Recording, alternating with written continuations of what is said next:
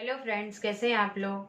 उम्मीद करते हैं कि सब लोग अच्छे से ही होंगे। इस कोरोना पीरियड में अपना और अपने परिवार का ख्याल रख रहे होंगे। मैं डॉक्टर मीना सिंह एक बार फिर से आप लोगों के सामने उपस्थित हुई हूँ और आज का बहुत ही इम्पोर्टेंट टॉपिक है, वो है कि बीएचयू जो एग्जामिनेशन कराने जा रहा है फॉर द सेशन 2019 और 20 के लिए, तो उसके कुछ रूल्स एंड रेगुलेशन हैं, वो मैं आप लोगों के साथ डिस्कस करना चाह रही हूँ, जो कि आप लोगों के लिए बहुत ही इम्पोर्टेंट होगा। और आप इस वीडियो को अपने फ्रेंड्स को भी शेयर कर दीजिएगा ताकि वो लोग भी रूल्स एंड रेगुलेशन को अच्छे से समझ सकें। तो फ्रेंड्स, चलिए स्टार्ट करते हैं। लेकिन उसके पहले मैं कुछ कहना चाहती हूँ आप लोगों के लिए कि मेहनत इतनी खामोशी से करो कि कामयाबी शोर मचा दे। तो इसी एम्बिशन के साथ हम लोग आगे बढ़ते हैं और डिस्कस करते हैं। आज 9 सितंबर है 2020 और कल से बीएचयू के एग्जामिनेशन स्टार्ट हो रहे हैं 2020। और इस बार जैसे सबको पता है कि ऑनलाइन एग्जामिनेशन बीएचयू लेने जा रहा है, तो वो है OBE, ओपन बुक एग्जामिनेशन। तो उसके थ्रू इस बार हम लोगों को एग्जाम कंडक्ट कराना है। इसके लिए बीएचयू ने CSC common service centre engage किया है, जिसमें जो बच्चे विलेज में रह रहे हैं या जिनके पास नेटवर्क नहीं है, जिनके पास मोबाइल लैपटॉप नहीं है, वो कॉमन सर्विस सेंटर जाके अपना एग्ज़ाम दे सकते हैं। और सबसे अच्छी बात ये है फ्रेंड्स कि आप लोगों को उसके लिए कोई भी फ़ी नहीं देनी है। ये एक बहुत प्लस पॉइंट है और सारी फैसिलिटी आपको सर्विस सेंटर पे मिल जाएगी। तो चलिए देखते हैं कि ये एग्जामिनेशन के रूल्स एंड रेगुलेशन क्या है। सबसे पहले तो मैं आप लोगों से ये रिक्वेस्ट करना चाहती हूँ कि आज ही आप लोग अपना पोर्टल चेक कर लीजिए कि आपका पोर्टल चल रहा है या नहीं। कभी कभी होता है कि मेल आईडी या कुछ किसी वजह से पोर्टल ओपन नहीं होता है, तो एग्ज़ाम के पहले एक दिन पहले ही आप अपने पोर्टल को चेक कर लीजिए। इस OBE का फायदा ये है कि हम लोग कहीं भी किसी भी स्थान पे रह के इसको दे सकते हैं। जरूरी नहीं है कि हम कॉलेज यूनिवर्सिटी में ही दें। अगर आपके घर पे सारी फैसिलिटी अवेलेबल है तो आप वहीं से दे दीजिए या कॉमन सर्विस सेंटर जाके आप अपना एग्जाम दे सकते हैं। अब आते हैं कि इसके रूल्स एंड रेगुलेशन क्या है। इंटरनेट फैसिलिटी दो बार आपके लिए बहुत मस्ट हो जाती है, जब आप एग्ज़ाम स्टार्ट करते हैं और जब आपको एग्ज़ाम बंद करना होता है। स्टार्ट करते हैं मतलब कि इन बिटवीन इंटरनेट कनेक्टिविटी आपकी चलती रहे, ये इस एग्जामिनेशन में ज़रूरी नहीं है। तो चलते हैं कि कैसे करना है ये आप लोगों को, इसके बारे में डिस्कस करते हैं। तो अब चलते हैं कि एग्जामिनेशन के रूल्स एंड रेगुलेशन क्या है उसको समझते हैं। जब एग्जामिनेशन, जो भी आपका एग्जामिनेशन टाइम हो, उससे आधा घंटा पहले ही आप अपने पोर्टल पे लॉगिन कर दें।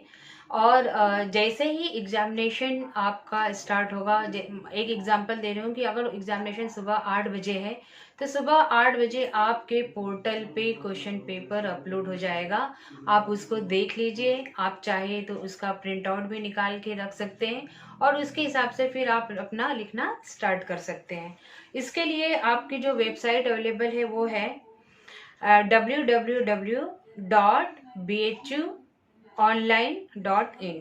इसके लिए आप लोगों, अगर डाउनलोड में कोई प्रॉब्लम आ रही है तो आप लोगों के लिए एक फैसिलिटी अवेलेबल कराई गई है कि एक एग्जामिनेशन कमेटी बनाई गई है, जिसमें कुछ लोगों की ये कमेटी होगी। उनके मोबाइल नंबर और उनकी ईमेल आईडी आपको दे दिया जाएगा एग्जाम के पहले, ताकि अगर इसको क्वेश्चन पेपर को डाउनलोड करने में कोई प्रॉब्लम आ रही हो तो आप लोग उस कमेटी के मेंबर को फ़ोन करके और अपनी प्रॉब्लम बता सकते हैं, ताकि वो लोग आपकी प्रॉब्लम को सॉल्व कर सके टाइम रहते हुए। नॉर्मली पेपर जो होता था 3 घंटे का होता था, लेकिन इस बार OBE में आपका एग्जामिनेशन टाइम 4 घंटे का कर दिया गया है। और जो फिजिकली हैंडीकैप्ड स्टूडेंट्स हैं उनके लिए ये टाइम 6 घंटे का कर दिया गया है। लेकिन एक बात आपको ध्यान रखना है कि 4 घंटे का टाइम है, तो इसी 4 घंटे के अंदर ही आपको क्वेश्चन पेपर भी डाउनलोड करना है, आपको लिखना भी है, आपको अपलोड भी करना है। अगर 4 घंटे बीतने के बाद आप अपलोड करते हैं तो आपको एब्सेंट माना जाएगा। इस बात का बहुत ध्यान रखना है आप लोगों को। इस बार क्वेश्चन पेपर के पैटर्न में चेंज कर दिया गया है। आप लोगों के पास 8 क्वेश्चंस होंगे और उस 8 क्वेश्चंस में से आप लोगों को 4 क्वेश्चंस करने होंगे और उन 4 क्वेश्चन के लिए आपको 70 नंबर दिया गया है, 70 मार्क्स फॉर दैट। और एक क्वेश्चन आपका 17.5 मार्क्स का होगा। इस बात का आप लोगों को ध्यान रखना है। अब आते हैं कि norms for answering the question. इसके क्या नॉर्म्स है कि क्वेश्चन के आंसर आपको कैसे देने हैं। तो सबसे पहले ये बहुत इंपॉर्टेंट है आप लोगों के लिए कि आंसर आपके हैंडराइटिंग में होना चाहिए, किसी और पर्सन के हैंडराइटिंग में आंसर नहीं चलेगा। इस चीज का आप ध्यान रखिएगा, अदरवाइज आपका एग्जाम इनवैलिड हो जाएगा। दूसरी बात है कि आपको A4 साइज के पेपर में ही इसको लिखना है।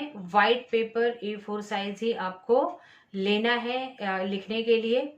और एक क्वेश्चन के लिए आपको 3 पेज दिया गया है। इसका मतलब 4 क्वेश्चन है तो आपको 12 पेज में ही इसको कंप्लीट करना है। और हर एक क्वेश्चन के लिए आपको 350 वर्ड्स में ही लिखने हैं। तो स्टूडेंट्स, मैं आपको ये गाइड करना चाह रही हूँ कि आज ही आप प्रैक्टिस कर लीजिए कि 350 वर्ड्स ब्लैंक पेपर में कैसे कितने दूरी पे आप लिखेंगे तो वो आ जाएंगे। कहीं आपका ज़्यादा हो रहा है या कम हो रहा है, इस चीज़ को आप अपने स्टाइल में थोड़ा सा इसको सर्च कर लीजिएगा एग्ज़ाम देने के पहले, ताकि एग्जाम के टाइम पे आप लोगों को कोई भी तकलीफ ना हो। क्वेश्चन आपका स्टार्ट होना चाहिए फर्स्ट पेज से। अगर आपने क्वेश्चन नंबर 2 स्टार्ट किया तो क्वेश्चन नंबर 2 आपका नए पेज से स्टार्ट होना चाहिए। ये कंडीशन है इसमें। और हर एक आंसर शीट में आपका एग्जामिनेशन रोल नंबर होना चाहिए। अब पहले पेज में जो पहला आप आंसर शीट स्टार्ट करेंगे उसके लिए आपके पास होना चाहिए, सबसे पहले आप लिखेंगे कोर्स नेम, फिर लिखेंगे सेमेस्टर, फिर लिखेंगे एग्जामिनेशन रोल नंबर, फिर लिखेंगे पेपर कोड और फिर लिखेंगे time of examination and then date of examination. ये सारी चीजें आपको पहले पेज पे डालनी जरूरी है।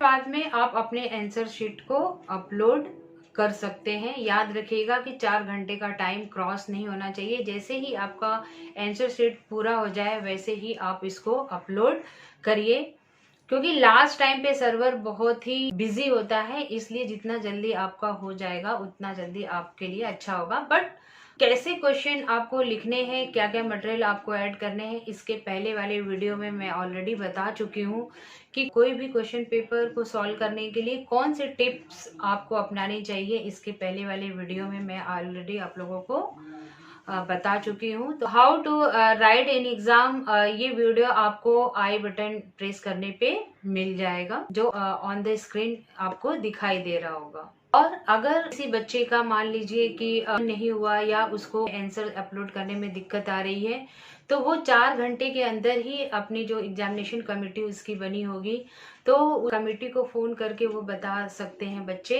कि हमको यहाँ पर प्रॉब्लम हो रही है, हमारा अपलोड नहीं हो रहा है। तो वो लोग एग्जामिनेशन कमेटी के मेंबर आपसे व्हाट्सएप से या ईमेल के थ्रू वो सारी इंफॉर्मेशन आपको स्कैन PDF फाइल में आपसे लेके वो इस मैटर को सॉल्व कर देंगे। तो ये याद रखना, टाइम इज मनी। ये ध्यान रखना कि टाइम आपका वेस्ट ना हो। वॉच को सामने रखते हुए सारा काम होना चाहिए बच्चों। सारे क्वेश्चंस को अपलोड करने के लिए आप क्रॉस बटन चेक करके देख सकते हैं कि आपके सारे आंसर शीट अपलोड हुए हैं या नहीं। अब इसके बाद में कुछ अनफेयर मीन्स भी आते हैं कि ऑनलाइन है, चलिए कहीं से भी देख लिया जाए। तो बच्चों ऐसा नहीं करिएगा, मेहनत से ही इस एग्जाम को दीजिएगा। और अगर कुछ अनफेयर मीन्स इसमें रखा गया है जिस कंडीशन में आपके एग्जाम कैंसिल हो सकते हैं, देखते हैं कि वो क्या है। पहली बात इसमें है कि जो भी आंसर शीट आप अपलोड किए हैं वो आपके हैंडराइटिंग में ही होना चाहिए। इसका मतलब किसी और के हैंडराइटिंग में वो नहीं होना चाहिए। मैं पहले ही आपको ये चीजें बता चुकी हूँ। और दूसरा है कि आपने जो पीडीएफ फाइल अपलोड किया है, कहीं सेम पीडीएफ फाइल किसी और बच्चे ने तो अपलोड नहीं किया है। अगर ये सेम मिलता है या आंसर कुछ आंसर्स आपके सेम मिलते हैं तो ये और एग्जामिनेशन कमेटी अगर ये चीज़ फाइंड आउट कर लेती है तो हो सकता है कि आपका एग्ज़ाम कैंसिल हो जाए। तो ये चीज़ें आप ध्यान रखिएगा कि खुद से स्टडी करके ही अपने स्टाइल में आंसर दीजिएगा आप, ताकि आपको ज़्यादा से ज़्यादा मार्क्स मिल सके। गाइस, मैंने अपनी तरफ से जो इन्फॉर्मेशन थी मैंने आपको बता दिया। आपके पास आपके वेबसाइट पे सारी इन्फॉर्मेशन अवेलेबल है, आप वहाँ जाके इसको रीड कर लीजिए। अगर आपको कहीं कोई प्रॉब्लम होती है तो आप मेरे कमेंट बॉक्स में भी मुझे कमेंट करके पूछ सकते हैं, मैं हर कमेंट का रिप्लाई करूँगी। आज के लिए इतना ही। All the best all the students and take care of yourself and if you like this video, then please like it and subscribe it, because this hard work is for you people only. If you are satisfied, then that is reward for me. Thank you.